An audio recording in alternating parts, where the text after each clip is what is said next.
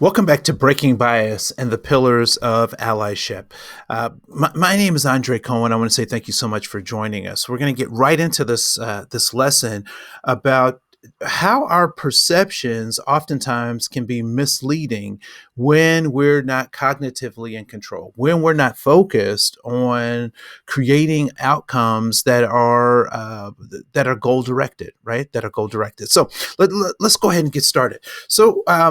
But before we get to that, I just want to remind you that the four pillars are breaking bias, historic and systemic oppression, recognizing that we have to examine our own privileges and how do we wield our power. And right now, we're still talking about this idea of breaking bias. And so, when we think about this idea of breaking bias, what I'd like for you to do is the image on the right hand side of the screen. What I'd like for you to do is to count the number of triangles in the left. I'm sorry, in the right part of the screen. So count the number of triangles on the right side of the screen and write that number inside the circle. So we'll be doing this live, but if you're watching the recording, you can just do it on your paper, right? So what I'd like for you to do is to write the number of triangles you see in the circle. All right. So I'll give just a couple more seconds for that. Some of you are really quick and really on top of things, so I really appreciate that. All right, so wherever you are in the process, I want you to stop just for a second. And what I'd like for you to do is to take a step back, right? So we're going to take a step back and really kind of illuminate our blind spots or our blind areas. So first of all, let's back up and define a triangle. So how might one define a triangle? So one might identify a triangle as having three angles, right? Sometimes they're obtuse or they're acute triangles, depending on the degree of angle, or equilateral triangles where they're all the same angle, right? They would also have so 3 points, three angles, and three closed sides. So sides that close, right? And so when we think about this idea of a triangle, we have to go back to the definition, right? So what I'd like for you to do now is I'm going to bring this picture back up. And what I'd like for you to do is to go back to this picture, and I want you to count, given how we have defined triangles, I want you to look or count the number of triangles that you see. So go ahead and count the number of triangles that you see. And lo and behold, I would imagine that your number has changed dramatically given the fact that we defined it. All right.